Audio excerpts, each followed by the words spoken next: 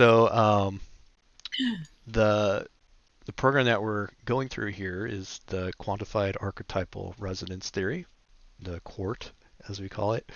And the way that we're setting up the videos for anybody watching this is that we're going through um, Karen and myself are going through it as like an instructor and student. I'll be the instructor and she'll be the student, and we want to make it so that it's a real experience for people, so that somebody goes through the program and they can see the development and the questions and the process and how it affects the person, the real person, versus an instructor um, video where you don't really see the results of that. So Right.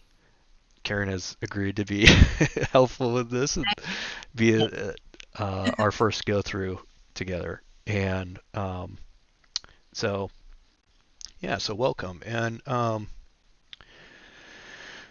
so the brief overview of the program is essentially the QART program is based off of Jungian archetypal type um, studies where we talk about like archetypes and what they are, and we use the emotional connections to archetypes in order to amplify the emotions, and then we connect it to a desired outcome. And in doing that, we make it so that we're utilizing more of the mind as a collective unit into being focused in a very direct way. So a goal and a goal that you would pick, something that you're trying to work on, something you're trying to change in your life, and something that you maybe are struggling with, and we really want to make it so that you have the capability of doing that throughout your life in real ways. So that's why the program was made, and it's made something that you can do on your own anytime you want, with anything that you desire, in any way that you desire to do it. So there's yeah, I think that kind of makes sense. But Makes sense. yeah, so tools that you need for the program are yourself. A journal would be very helpful because a lot of the things in the program require you kind of to write down some ideas and reflect on those ideas throughout the modules, and um, see kind of where you're going. A journal is a good way to see where you started, where you're going, and kind of your own process that you're coming up with in that process of getting to where you're desired. And the QR or the QART program is designed to kind of be like a circle, right? So when you're done with the modules at the end, it kind of wraps itself back into the beginning so that you can continually dive deeper and deeper into who you are, what your goals are, and where you're going in life. So um, that's kind of the goal with that. Um, so I'd like to take some time and learn a little bit about who you are and maybe share some things about me and how this program affected me so far as I go through it. So why? I mean, I'll start by saying a little bit about myself, if that's okay. Um, so my name's Lee, and I was in the military for 14 years, and I got out of the military. And you would think that somebody that got out of the military had a lot of discipline and drive, to do things that they want to do. But really, I realized the things that I wanted to do, sometimes I struggled with. Um, I'd set a goal and I would not achieve it. And so I was really trying to figure out how to do that.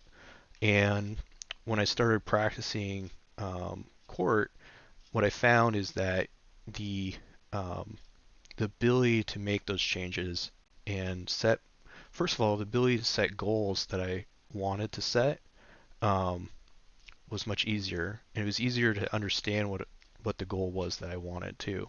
So sometimes I struggled with, I had a lot of different things that I wanted to do, and I couldn't narrow it down to one thing. And so practicing the core program has allowed me to kind of understand what goals I want versus kind of being all over the place. And then second of all, when I set a goal in place, that I would be able to achieve it. So Mm, it's been helpful in that way. And it's also been helpful in uh, changing thought processes about things that I do set and say I'm going to do. So it makes it a lot easier to stick to those things. And also kind of puts a little pressure on you to be honest with yourself and to go through with those things. And additionally, kind of like it made it so that um, I had things in my life that I wasn't aware of that I needed to change, and it started changing those things internally, maybe unconsciously, you could say, to want to fix those things, like cleaning my room, cleaning my garage, uncluttering my life, things like that. So um, it's affecting me in ways that I didn't expect it to affect mm, me. And I'd also see these changes taking place in my friends that experience the program too, in some ways. So tell me a little bit about yourself and kind of why you want to be in this program, and maybe some things you might be struggling with that you're trying to work on. Oh, this is so easy. I could answer all of these.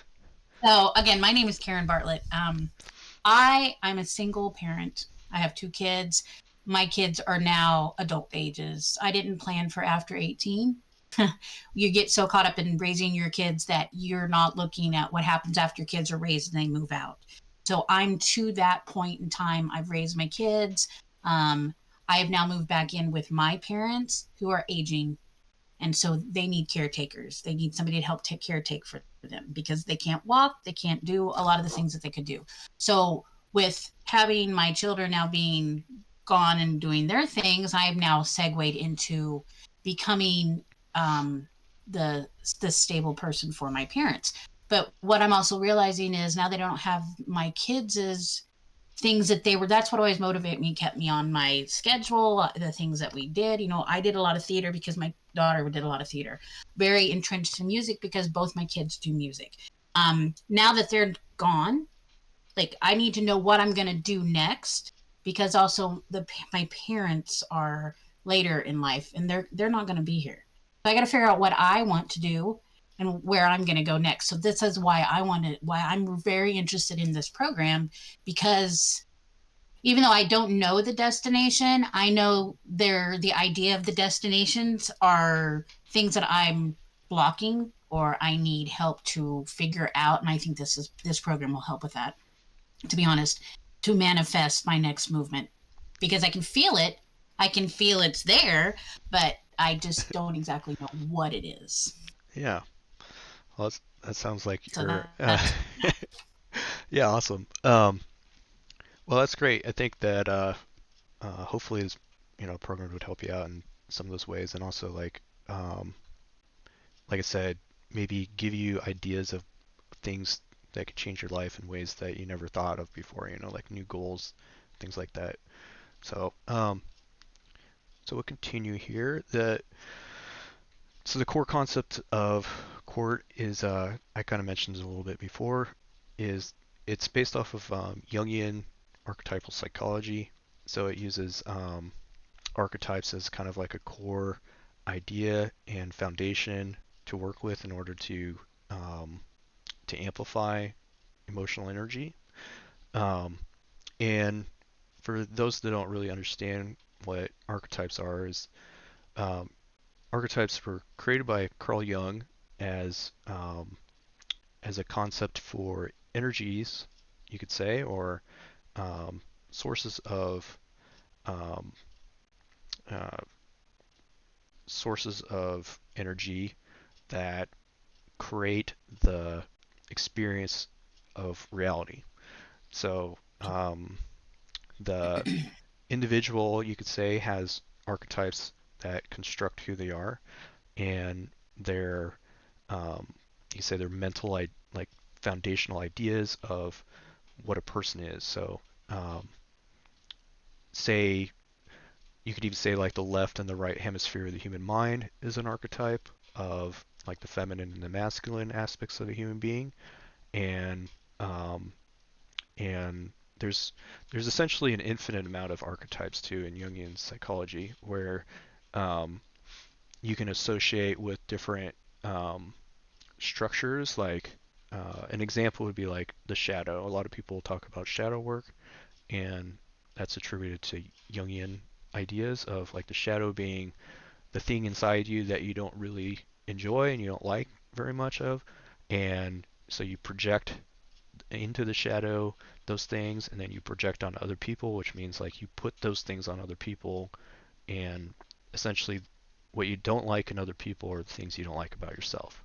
So Right. you're projecting into the world the internal psyche outward, and that's how you see the world. So archetypes is kind of how you see the world too. And in Jungian psychology, kind of get into the metaphysics a little bit, like the um, where these archetypes are not just like individual psyche structures for the person, but they also construct society and change and manipulate how society operates and the world operates, things like that. So um, we're kind of keeping it in that realm when you go through the core program. Um, and we'll go in much more detail about like how to identify with archetypes, and how to kind of centralize on those emotions that are produced by that archetype, and and then how to amplify that up and make change with that. And you could call an archetype like a symbol, right? A symbol is something that we everything's symbolic. Everything is a symbol, really. Um, in the sense that when we talk about something, it is a model of what that something is. So, say when I think of you, right, I have an idea of who you are by the time we've spent together, and Right. and so I have a mental construction of who I think Karen is. But Right. when you and I talk and get together, that construct of who I think you are starts changing, right? It's Right. always changing. It's always updating itself. Well, what I think of you is a symbol. It's a placeholder for what you really are, right? And I don't know who you really are, and I never really will, uh, because I'm not you. Sure. Um, Right. but I know a symbol of you. So it's a way of communication. It's a way of That makes sense. understanding something and being able to communicate. So words, like when we use words, they're symbolic, right? They Right. they represent very complex concepts that you and I have an understanding of on a level. Hmm. We group them together with a word, which is a symbol, and then we communicate the symbol to each other, and that interacts with each other, and then we kind of decode that as like an emotional and almost physical idea and concept inside of our minds, and that paints the world of what we're trying to communicate. Hopefully Makes that kind of sense. makes sense. Okay. Oh yeah, that makes total sense. Yeah. I talk about this stuff way too much, so No, it's cool. It's sometimes. super cool. It's fun because like these are things and ideas I think everybody thinks about one time or another, but you just gave a whole complete understanding of what and why we think that and what it does. And Yeah. no, that Okay. makes perfect sense. Awesome. Hmm. Great. So an archetype is symbolic too, right? So Right. Jung implied, and this was very confusing to me, but he implied that you could never really engage with an archetype like face to face, right?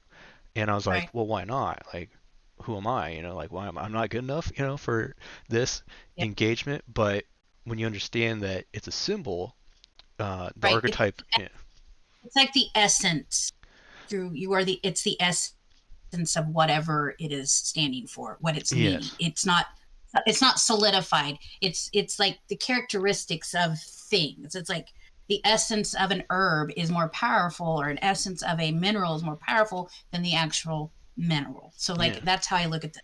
Where it's the essence of everything that you're speaking of. yeah, exactly. I'm sorry. I didn't mean to say Oh over. Go no, ahead. no, it's perfect. Um, and I think that's the beauty of having a one-on-one thing. You get feedback. Um, Right. and knowledge Sure. that you didn't Yeah. know about, before too. So I'm learning too. Yep. So the archetype is symbolic of something behind the archetype. So when you say shadow, right, you're not really thinking about, like, I have an idea in my mind of what that means, but really it's Right. not tangible, right? It's not something that I can physically put my hands on, Even something I can put my hands on is It's still a shadow. symbol. Never to see the shadow. Never touch the shadow. It's Yeah. always escapes you. You're never actually able to see it. So yeah, that makes perfect sense because Yeah, it's the dark half, the other side that we don't always tap into or look at, but we know it's there. exactly. It's always there. Yeah, so yeah, and so it's like you said, it's always there. Can't physically touch it, but it comes out in different ways. And Mhm. so when we're using symbols in this program, we're tapping into that thing that we can't touch, but we're putting it in a way that we can mess with it. We're putting it into a shape, a structure, an idea, something that we can connect to, but we really Right. don't, we can't physically touch it. You know what I mean? So, um, and then the the main kind of other part of the QART system is the emotional energy generated with this. So what happens is we build uh, structure of symbols, right? Connecting them to these complex symbols like archetypes, and we amplify that up by engaging with the energy and the emotion generated from the connection and the idea to that, and then we connect that to the goal that we're trying to achieve. And let me see if the outline here. Sorry. No, you're okay.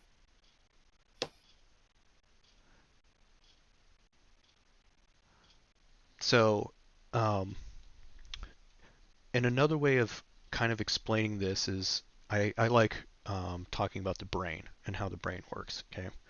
And so when we feel an emotion through connecting to a symbol or just an emotion itself, right, we are activating certain parts of our brain that produce that as a result. So, um, say I'm feeling happy. Well, there's memories, there's sensations associated with being happy, right? And you could say that that's part of my brain being activated that likes feeling, it creates the feeling of happiness when that's activated, right? And Right. so if we tie to these large structural energies, you could say, that create large emotional responses, you can imagine your brain lighting up, right? Like a Christmas tree in different ways. And when Right. we connect to some powerful emotion, then that part of your brain is lit up. And what it does is it makes it so that um, it can be associated with a goal. And so we take a goal, something that we're interested in completing, right? Like something we're maybe challenged with, and we connect it to that emotional energy, right? And now they're kind of linked together. So um, strong emotions are um, they have like foundational patterns in our mind, right? That are already well constructed. They're well defined patterns, right?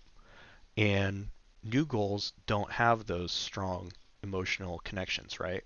So, because Right. it's new, it hasn't been done yet. You haven't really gone through the process of completing it, right? So those pathways aren't made.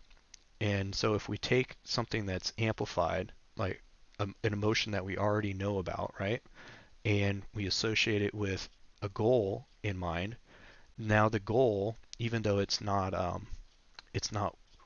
it's not a clear pattern, right? It's not something that we have done before. It's something we're Right. struggling with. Now it's tied to that strong emotional, um, well-defined pattern in our brains. So the brain kind of That makes associates it as like part of that system now. So it becomes right. easier to complete because it's no longer. starting from scratch. So that if you ever heard of like mnemonics, where you can memorize something easily by associating with something else that you've already had memorized, then that's kind of the same system that we're using here. We're using a mnemonic system in order to connect those together. That Um, makes sense. yeah, and um, and also we're trying to tie positive emotional experiences too to the goal versus like a negative emotion. So um, negative emotions are very strong too. That way, when we hit it, there's a positive that comes up. It's rewiring the brain, basically, is what we're doing. Yeah. So the in the brain, the negative kind of dreadful emotion is associated with what's called the amygdala, the left amygdala, and Right. the more positive motivational emotions are associated with um, the limbic system in the brain, the other parts of the brain. So they're distributed like widely versus like negative is associated with one little specific area of the brain. So Hmm. yeah, I didn't so know that. yeah, and what is interesting about this whole thing is that the amygdala is actually a limiting factor of the brain. So you have the left brain, you have the right brain, and the left brain um, is essentially like most of the time who we think we are. Like, you know, I have a personality and I have thoughts, um, and there's information being passed through from the right brain to the left brain, but it goes Right. through the amygdala, and the amygdala is your center of fear. And so when that happens, the right brain information turns into kind of noise. It's not like a clear message. And so Oh, the left brain goes, "Oh, I'm getting some information here, but I can't fully understand it." Okay? And yeah. especially with people that have like high levels of trauma in their life, high levels of fear, they become very anxious because the information passed from the right brain to the left brain isn't coming through clearly. So it's kind of garbled noise, and it Hmm. creates like anxiety, and you could say even depression is a it's kind of like a misunderstanding of information. So not a lot of and so the right brain is actually considered like a more higher thinking, um, larger view of the world versus left brain, which is like very narrow view. And so yeah, you find with people that have like depression and stuff, it's very narrow view versus a wide view because you know, and so you're kind of trying to open that view up more, right? And the only way to do Yeah. that is to lower the resistance of the amygdala, so lower the fear and the trauma, which is very difficult to do, or you can amplify the signal from the right brain and you can bypass some of that blockage, right? And then the information becomes more and more clear. So what It's we're doing, fascinating. yeah. So what we're doing is we're bypassing the amygdala, we're amplifying the emotional energy, the information from the right brain, and we're connecting to it with the goals that we desire. We're even allowing it to help us make goals, and we're Right. creating a more unified um, brain. So um, I don't know if that all made sense. It was a lot. That's no, that makes perfect sense, and like that gives me even a greater understanding of like what the court system actually can do now that I know what we're functioning with, like where we're looking at, and the process of what it does. Now that's brilliant. I think that's great. Like this is something that I think, especially right now with everybody that's dealing with the anxieties and the stuff that they're dealing with at this point in time, I think that's why this program is going to be very beneficial for people who seriously take it for what it's worth. Because I think it can change a lot of people, and I think for the better. And I think that needs to happen at this point in time from Yeah. everything that we're dealing with, especially coming from the pandemic. Just Mm. what we experienced with the pandemic, we know there's a lot of mental things that occurred during that, just being shut down and not having access, the whole not touching and that whole thing. Like, there's a lot of things that I think trauma wise occurred during that time. And I think that's why this program is a necessity because it's going to help some of those people. Yeah. And you know, And yeah, we went through a very, for a lot of people, that was very traumatic. Lots of death, lots of not being, reduction of freedom, things like that, and a very aggressive and controlling environment. And Yeah. and kind of the generation that I come from, and I think you do too, is like, we had a lot of trauma in our lives with 9/11, things like that, and remembering that over and over and over again, and it almost Being makes it. forced to remember it. Yeah, Hmm. and we do that with World War II as well. It's like remember, remember, remember the Right. trauma, and that's got some positives. Like you don't want to redo that, but at the same time, you're introducing people to a traumatized environment over and over again, and you're Right. strengthening that amygdala fear response and making it so Right. that they can't think. So like, Right.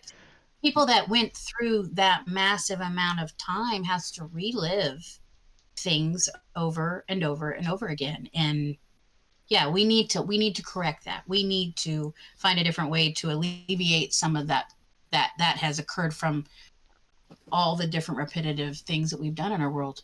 Yeah, yeah. that's right. And this isn't to say that trauma doesn't have its place and its use, right? Um, Right. and the amygdala definitely has its place in use, otherwise it wouldn't be in our brain. But Right. um, and the usefulness, I think, of the amygdala is it allows us to be in a body, be physically here, and also to learn from our environment, be cautious, like, oh, I don't want to do Absolutely. that because, I might die. So I think of like Right. a good example is like, um, if a lion is chasing me, I probably don't want to have higher functioning thinking, at that time and see the big picture because I want to get away from the lion and Right. live. So the I need amygdala to know goes boom. Yeah. that. So the amygdala just boom, and then I go, I'm running away, right? Like I'm total fear response, clear, Flight or focused flight, thinking. yeah. Fight or flight Yeah. response comes in. Yeah. So it has its place. But Yeah. when you're not being chased by a lion and Mm, you're trying to think of like, um, what should I do with my life? Big picture stuff. You want to be mm, able to have access to the big picture, but if you're constantly being indoctrinized into trauma, you can't even do that. And right. and we live in a society, like I think you kind of alluded to, that is high trauma, small picture, Yeah. fear driven, and and that seems to be continually pushed on us more and more. So we want to kind of Absolutely. reverse that. Um, and I want to say a cautionary thing with this is that, and I kind of brought up with the amygdala having a point and a purpose, is that through this process, um, if you do kind of engage with these uh, higher level, not higher level thinking, but say right brain, bigger picture thinking, you um, you may be challenged emotionally. You may have, we're amplifying emotions too, so you may be challenged with the emotions of that amplification, and as well as like starting to lessen the resistance you have to information. Um, it may be easier to make changes that you don't necessarily want to make even. So Right. I've realized that in my own life recently too. So We're always learning, Lee. We're yeah, always learning. so When we it's stop learning, then we need to be yeah, worried. there you So, go. It's good to take it slow, and if you feel like things are getting too intense, yeah. this isn't a this is a at your own pace kind of thing. So if it gets too Right. intense, slow it down, and and talk to somebody if you need help. Um, so I shared a little bit about myself. Um, some example of the core program, me utilizing it is I wanted to eat, I wanted to eat healthier, right? So Right. I just had my wife had a baby, and I definitely gained quite a bit of weight because of that, and this is stress and everything. Sympathy weight is a thing. It really is a thing. Yeah, yeah, sympathy weight, yeah. It's Hmm. called just eating everything, Right. trying to live, but Yes. when you come off of that, there's a time and place to eat, and I guess the time and place to lose some weight. And so, um, and I was really struggling with that. I was like, oh, I wanna lose the weight, but I just can't seem to stick to it. I don't want to And do the work. I want to yeah, lose the weight that's because it what, wasn't easy work. It was yeah, mental. There's so much mentality that goes to food, period. yeah, And trying to lose the weight from that food, that's a mental struggle. yeah, So, like, yeah, yeah, trying to, the relationship we have with food is probably just as difficult as to a substance, a drug, yeah, cigarettes, anything, because it is something that is a constant thing in our life. And when you have to go and change those things that make you comfortable or bring so much joy because of the taste, those types of things. Yeah, it's a hard thing to do. So, yeah. where are you at with that? So I started practicing QART and immediately started realizing um, it was easier to not do that. So much so that um, it dramatically changed that desire.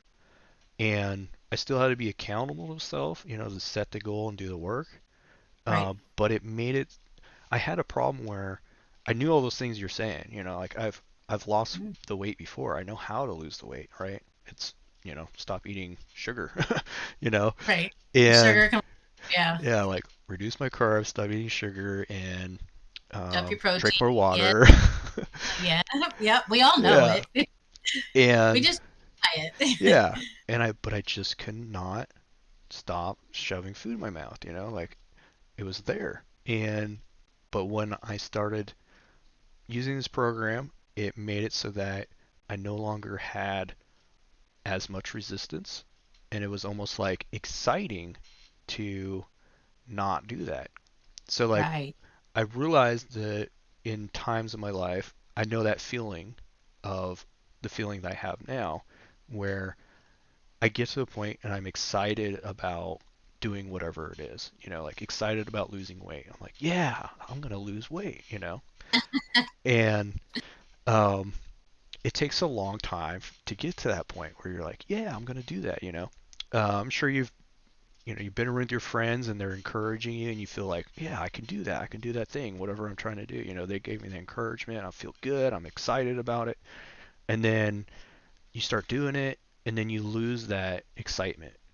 It Yep. starts going away and then, Then it almost becomes a chore, yeah, chore. or it becomes that thing where you put it Yeah, off. And you're constantly going, I need to do this. I need to do this, and yeah. putting it off. Then you feel Hitting dread and guilt. right. Yes. Oh, big time. Yeah. And you're So, watching the clock because you know you're supposed to do it at yeah, I get it. Totally. Totally get it. so that feeling of dread and stuff kind of went out the window of um, Good. and the motivation, the energy of I'm gonna do that. I'm excited about it. Stayed there, um, and then my life started changing in other ways where I started doing things that I normally wouldn't do, like cleaning up something that usually I kind of put off. Excuse me, or um, maybe I would say I'd do something mentally, um, Yes. and then I wouldn't do it. And um, Did you beat yourself up when you realized you didn't do it? no. Well, I mean, I usually would, right? Yeah, before you started the court, Yeah, is that something you did? You were like, okay, I'm going to do yeah, this, and then you do it, and you're like, oh yeah, crap, I didn't. right. Okay, I'd so be like, you're oh, I feel that slave, dread. yeah, slave to your brain and disciplining yourself because you didn't do what you were Yeah, supposed to. And I'm very well versed with that. and and so this the voice of saying, hey, you need to do that thing. It was just easier to listen to. I'd be like, oh, well, I'll just do that. Like no big deal. And and then like you could say this is my personal experience, like synchronistic almost experiences started happening Yeah, associated with the goals I was trying to achieve and also the things that I didn't really know that I wanted to achieve right, started happening to give me kind of a direction. And so right. like It's encouraging you. Every yeah, time these things happen, you're like, oh, okay, so synchronicity is what is happening here hmm because you were in the flow and you're doing what you're supposed to be doing. yeah, And that what the manifestation is that comes from this program. Is that exactly? You Right. sync up the synchronicity, you've got found the center of the flow, and you walk in it, and it will just all go the way it's supposed to go if you find that center. It's centering your chi, basically. Yeah. Yeah. I Yeah. mean, in another way of talking about this is, the energy inside the human being Mhm. is utilized in many different ways, and Right. what we're doing with this program is focusing it in a very specific direction to achieve specific goals, and Yeah. it just makes it easier to do that. So And you're achieving them, and that's what's great. yeah, yeah. Yeah. So pretty cool. So that's just my experience, and then so I think a good thing for us to do would be to kind of run through an exercise of identifying maybe your personal archetype that you kind of identify with currently in your life, and Right. getting a touching on that just real quick before we continue on, so that you can kind of see that connection that you're feeling in your life. Right. So, um, like what is the theme of your life right now? Like what Oh, is I've that? it. I'm a caregiver. That's Okay. what and I've known that for, when this shift happened really hardcore. I've always been a caregiver. That's a thing that's just natural. That's I'm a mom. I'm a nurturer. I'm all that. I'm encapsulating that. I've always been that person that just took care of things. But it's really driven home when moving back in here, and the kids being let go and are able to function on their own, and I don't have to, do the things I what a parent does for them. And now my role has reversed, where it's no longer my parents, I'm now the one caring for the parents. So that is what my main architecture at this point in time, identity is the caregiver.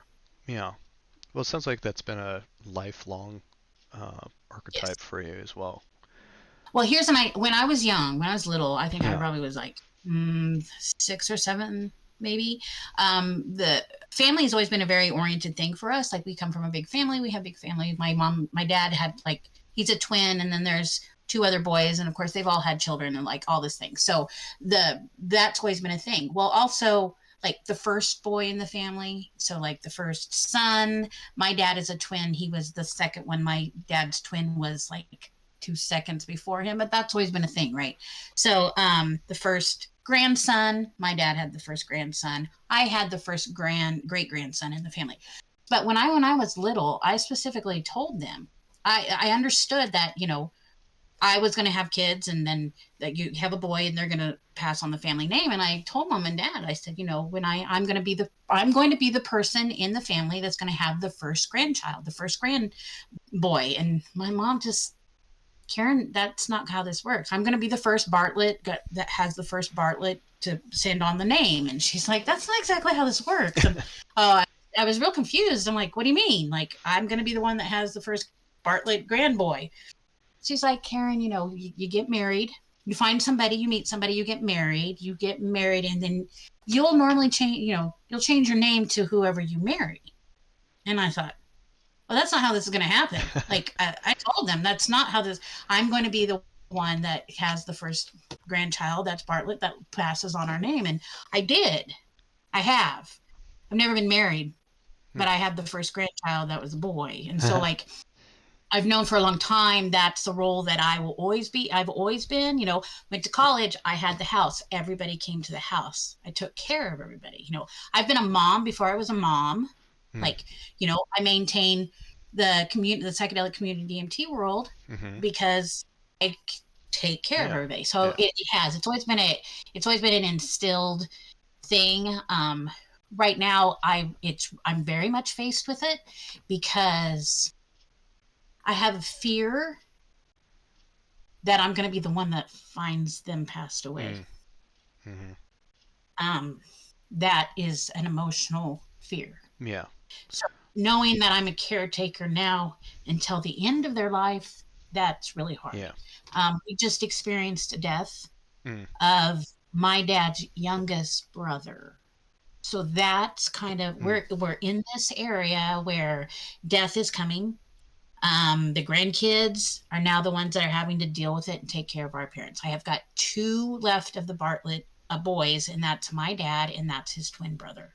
And so, like, that's where I'm at. Being faced, it's me who my I have a brother. He's dealing with his own things in his own family right now, and so like his focus on the mom and dad is minute, except on Thursdays he goes and has breakfast with them. That's great. It's not. I'm not complaining about that. But Yeah. again, it is. I am going to be faced with a heavy load, dealing with having to properly caretake for the people who always took care of everybody in our Yeah. family, and that's a lot. That's a lot Yeah. that I'm going to deal with. So I think this program also is going to probably help me with dealing with whatever is going to come with that part of it. Okay. There's Great. a whole lot that's going to Yeah. unpack all of that. So Yeah. that's to answer your question. Okay. That's perfect. Yeah, that's great. Um, well, it sounds like, first of all, it sounds like that is a very uh, large, very detailed, very structured aspect of your life. The caregiver giver archetype is ingrained in you. You know what that is because you live it Yes. all your life. So it Yeah. should be easy to connect to. The Yes. other aspect is it sounds like maybe there's a little baggage that comes with the kind of the negative side. And so that might be hard to separate because we want to stay to this. Um, we want to deny that there's not negativity in the world, but we want to connect the positive to the uh, to the goal and Right. really hound on that. So, um, what I encourage you to do this next week is to maybe journal about the caregiver archetype and find out what is the positivities of this and really kind of amplify that up in your life and really feel that, like is in any way that you possibly can. Um, Okay. Journaling, drawing, painting, music, really Yeah. think about that and amplify that up, feel that energy in your body. Where is it in your body? Does it feel, where does it come up? Where does it sit with you? Right. And kind of see if you can kind of separate the negativity from it too, maybe a little bit. Well, and you say that, and part of the thing that I think about is so in caregiving, I get lost. I lose myself. So what I Hmm. need to the positive I think that I'm going to have to learn to work with on that is making sure that I don't lose myself within the caregiving to where I neglect the things that I need to do for myself, the time that I need specifically, because that's one thing I run against. Like, it's not only the parents I take care of right now. So, my daughter doesn't have her license yet. So, I take her to work and Hmm. I pick her up from work. Luckily, I work part time with her at the job. So, like, Oh, I'm okay. there. But my son, since he went through his seizure Hmm. activity, Thanksgiving, we're back on a no driving Hmm. until have our appointment. Yeah. So I pick him up every night from work. So like Yeah. that's the other part of the care. It's the time management. Like there's not a lot of time, so I have to Yeah. figure out where to where I can make sure I'm taking care of my mental stability and what I need. And so I think that's where I'm going to have to really apply the not taking on the baggage and Yeah. separating it, because that baggage is what's going to sink me in that area. Yeah. So I think you're right. I think learning to separate baggage that comes with it and learning how to make sure that I'm okay and I'm doing okay with this archetypal persona that I'm now finding myself in. So Yeah. that's what we'll do, definitely. Let's go to identify with it. Be like, okay, here's a symbol, an idea that I can identify myself as kind of now. So I have like a Yeah, structure to stand on a little bit. And sure. also like, hopefully that amygdala explanation kind of works. I think of it as like an in between, right? Like I Yeah, described. So like you have the left brain, which is like narrow view. This is me. This is my personality. And then you have amygdala, left amygdala in between, and then the right brain, big picture. You know, this is the more spiritual aspect of me, the wider view, and right. when things get in the way, when I think about the negative aspects of my life, or I doubt myself, or I feel dread and fear, it's that center, the middle piece, kind of being activated and strengthened, so I can't access the other parts. So when I feel those things, when I feel fear or whatever, I go, oh, that's my amygdala. It's being Right. activated. Oh, okay. And it kind of takes this mystery out of it, you know. And Right. so You it's like, understand the function, what the functioning is happening. So when yeah, you know this is the function, it's easier to go, okay, this is why this yeah, is what this is our the trigger, what they call the trigger. That's when you can realize that. That makes yeah, perfect sense. yeah. Perfect And sense. and it's not to limit the amygdala either, because having a location in your brain, you're saying, oh, this is activated when I feel like this. It's symbolic as well, right? Because those Oh things are yeah. very complex, and we're dumbing it down to a very simple way of understanding, but these are very complex things. And Yeah. so it's not disqualifying the experiences that you're having when those things are activated in your mind.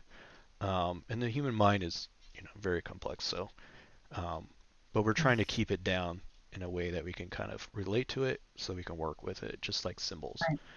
So, Right. well, I thanks. think the sim- I think the symbol concept is brilliant. Like it's good. Like that's understandable, and you can anchor yourself to a symbol. We do it Yeah, every day with in our lives, so I yeah, think that's a very nice technique. yeah. I mean, that's how we structure our world, right? It's symbolic.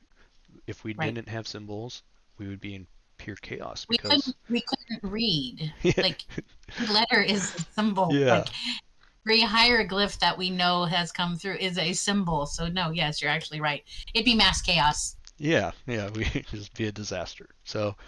Um, so it's okay to dumb things down in the symbolic form, so Absolutely. um, we can relate and work with it. We also understand that those symbols are more than what we're using them for. You know what I mean? And that's important too. So that there's the wide picture, right? We're widening that picture of what its symbol is too. Right. So the there's reading materials that are in the module. Um, Okay. it's the introduction to QART, and it says a simple overview, but it's quite comprehensive. But Very so comprehensive. Yes. yeah, so in the program, we try to give you more than you need. So Oh, um, so it's there if you want to utilize so it. don't feel bad if I don't do everything as Right, long as I'm touching base on the fundamentals of it. Is that what you're right. telling me? I mean, Okay. the important part is this video, right? And having an interaction between each other. That's the Yeah. important part.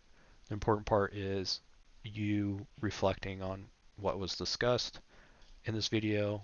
So people that are watching this, if they take this video and they reflect on the things that we discussed and they apply it to their own life, that's where it's Right. important.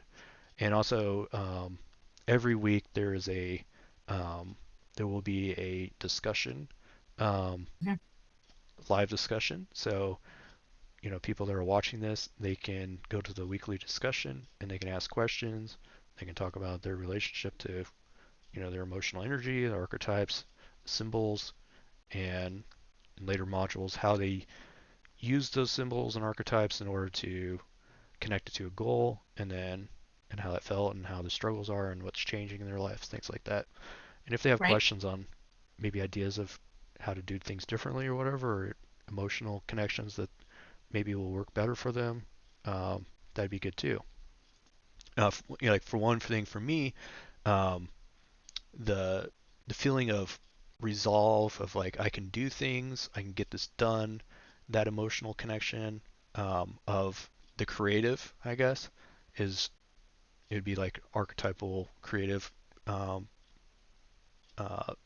energy is very impactful in my life. So I use that as the connection to achieve whatever I'm trying to achieve. Oh, Um, nice. yeah, so that works for me. Um, and it may work for you, but it also may not work for you.